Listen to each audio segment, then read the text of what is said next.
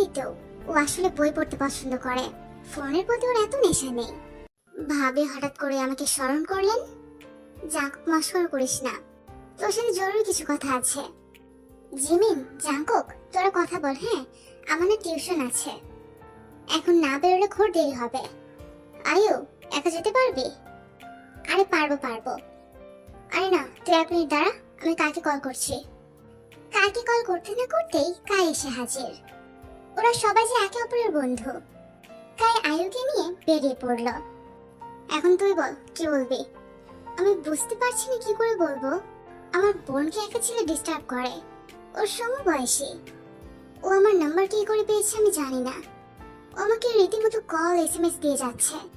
ও নাকি আমাদের এই শহরে এসেছে শুধুমাত্র আমার বোনের সাথে দেখা করবে বলে। এ আর এমন কি কাজ? ওর নাম্বারটা দে, আমি দেখছি কি করা যায়। আর বাই দ্য ওয়ে, তোর বোন কলেজে যায়? না রে, আমাকে যেতে দেই না। আরে বাস, প্রত্যেকটা ঘরে ঘরে এই তো চাই, প্রত্যেকটা মেয়ের ড্রিম সিস্টার। বাহ, মস্করা করিস না, তুই জানিস না বলে এমন করছিস। আচ্ছা ঠিক আছে, আগে বল, তারপর কাজ করব। ওকে নিয়ে রাস্তাঘাটে কোথাও বেরোনো যায় না। আশেপাশে 70% মানুষই ওর দিকে বদ নজর দেয়। আর ব্যাড সাউন্ড তো আছেই। বাড়ি ফিরে মেয়েটা অসুস্থ হয়ে পড়ে। আমার নজরে বিশ্বাসী ভাবে তা আমার বেআইন কি এতই সুন্দর? তাহলে তো একটা সেটেলমেন্ট করাই যায়। একটা ব্যাপার আছে না, শতক, তুই কিন্তু মানতে বাধ্য যে তোর একটা সুন্দর হ্যান্ডসাম। তুই থামবি? আচ্ছা ঠিক আছে ঠিক আছে। কোন কলেজে পড়ে? গার্লস কলেজে পড়ে। এবার জানো জাঙ্কুককে সিরিয়াস দেখালো। ওর যে নামটা শুনে আবারও হার্ট ব্রেক হয়েছে। মনে মনে বলল, তার মানে ও আমাকে হেল্প করতে পারবে। তুমি জাস্ট একটুখানি ওয়েট করো সোনা, তোমাকে তো আমি খুঁজে বের করবই করব। আমার রাতের ঘুম হারাম করে ফেলেছো। তারপর ওই যে হারালে, আর কোনো খবর নেই। আর এই সব কিছুর পানিশমেন্ট আমি তুলে রেখেছি। কি ভাবছিস আবার? ওকে শোনা, তুই যা, ভাইয়া ওয়েট করছে। আর এই ছেলেটাকে তো আমি দেখছি। জাঙ্কুক, আবার কি হলো বস? 9টায় তোর অফিসের কাজ শেষ হলে একটু বাসায় আসিস। মানে তোদের ফ্ল্যাটে যাব। তোর মাথা, তাই না তো বলছি কি। কিন্তু কেন? আমার বোনকে একটু কেমিস্ট্রি পড়াতে হবে। আচ্ছা ঠিক আছে, ও দেখা যাবে। এখন বল, আর এদিকে আসবে? আমি সত্যি বলছি ভাইয়া, এখানে আর আসবো না। কিন্তু শেষবারের মতো তো। জাঙ্কুক ইউনোকে আবার থাপ্পড় দিল। কি একবারের মতো? কি রে? আমি একবারের মতো সুহাসিনীকে দেখতে চাই। আরে বাস, সুহাসিনী? আর একবার যদি দেখছি ওকে ডিস্টার্ব করেছিস তো একদম কেটে রেখে আসবো। আরে ইয়ার, এবার ছেড়ে দে ওকে। দেখছিস না ভয়ের চোটে প্যানে ভিজিয়ে ফেলেছে। আরে দাঁড়া না, ভালো মতো ডোজ না দিলে না পরে দেখবে আবার এসেছে। আমি সত্যি বলছি ভাইয়া, আমি আর এখানে আসবো না। সত্যি তো? তোর মাকে ফোন কর, ফোন করে বল যে তোর বাবাকে পাঠাতে। এভাবেই সময় পেরোলো। জাঙ্কুকরা ভেবেছিল এই ছেলেকে ডোজ দিতে ওদের খাটতে হবে, কিন্তু না। পরে বুঝলো এই ছেলে বোগামের মেলায় হারিয়ে যাওয়া ভাই, মানে দুজনেই হ্যাংলা। হ্যালো জাঙ্কুক, তুই কোথায়? হ্যাঁ, কতক্ষণ ধরে ওয়েট করছি। জলদি আয়, নয়তো ঘুমিয়ে পড়বে। আপনি রান্না করে রাখেন ভাবি যান, আমি ভাইয়াকে নিয়ে আসছি। মানে সুখা আসবে? জি, আজকে অফিসে কোনো কাজ ছিল না। আচ্ছা ঠিক আছে। আপু, স্যার কি বললেন? স্যার আসবেন? হ্যাঁ বাবু, স্যার এক্ষুনি চলে আসবেন। আর জানিস স্যার কে?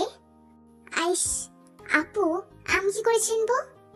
মানে আমি যাকে পছন্দ করি তার ছোট ভাই। তুমি পছন্দ করো মানে যার কথা মা বলছিলেন? এই তো চিনে ফেলেছিস। তোমার এখন লজ্জা পাওয়া উচিত। খুব পাকা হয়েছো না, যাও পড়তে বসো। আমি দেখছি কি রান্না করা যায়। বাইরে বৃষ্টি হচ্ছে। আপু, খিচুড়ি আর ডিম ভাজা। জিমিনি মুচকি হেসে রান্না করতে চলে গেল। এদিকে খানিকক্ষণের মধ্যেই বেল বেজে উঠল। তে, একটু দেখ না বাবু। তে দরজা খুলতে যেন জাঙ্কুক স্তব্ধ হয়ে গেছে। অটোমেটিকলি ওর হাত ওর বুকে চলে গেছে। জাঙ্কুকের বসন্তে যেন আবার 1.5 মাস পর দেখা দিল। এরকম ভাবে তাকিয়ে থাকলে চুপ করে কিস করে ফেলবো। তখন আবার আমাকে দোষ দিতে এসো না। জাঙ্কুক যে এখনো ঘোরের মধ্যে আছে। আশেপাশের দিন দুনিয়া সম্পর্কে যেন ওর কোনো ধারণাই নেই। আপনি আপনি এখানে কি করছেন? আমি কিন্তু আপুকে বলে দেব। তের কথাই জাঙ্কুকের খুর ভাঙে। জাঙ্কুক সত্যি এবার অনেক অবাক হলো। আসলেই তো, এই মেয়ে জিমিনের বাড়িতে কি করছে? তে, কে এসেছে? জাঙ্কুকের যেন এবার নিজেকে পাগল পাগল লাগছে। জাঙ্কুক এবার বুঝতে পারলো নিজের অজান্তেই ওর বসন্তে আসা কাঁটাকে ও উবড়ে ফেলেছে। জাঙ্কুক, বাইরে দাঁড়িয়ে আছিস কেন? ভেতরে আয়। ওই তো সুগা এসে পড়েছে।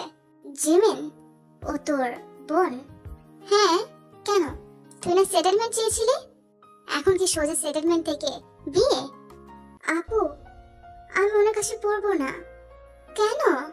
ও কেমিস্ট্রিতে অনেক ভালো, আমার বেস্ট ফ্রেন্ডও। এদিকে জাঙ্কুকের চেয়ে পেট থেকে চোখই সরছে না। ও বুঝতে পারছে ইউনো কেন এসেছিল এখানে।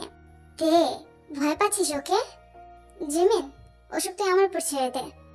আমি ওর সাথে কথা বলি। কথা বললে আই থিংক বেটার ফিল হবে, রাইট? তে রীতিমতো কাঁপছে। তে, ওকে নিজের রুমে নিয়ে যাও। যাও তে, পড়তে বসো। আমার ভাইটা না খুব সুন্দর করে বোঝায়। তেও সম্মতি জানিয়ে জাঙ্কুককে নিজের রুমে নিয়ে আসলো।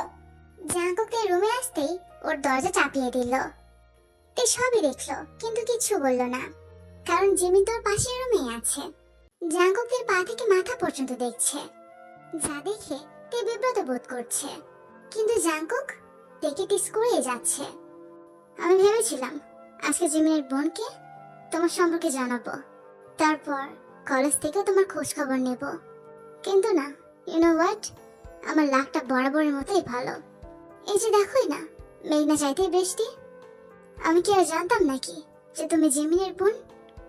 তাহলে বিশ্বাস করো, আমি এই 1.5 মাস এত ছটফট করতাম না। তুমি ভাবতে পারছো, তুমি 26 বছর বয়সী এক পুরুষকে রাঙিয়ে দিয়েছো।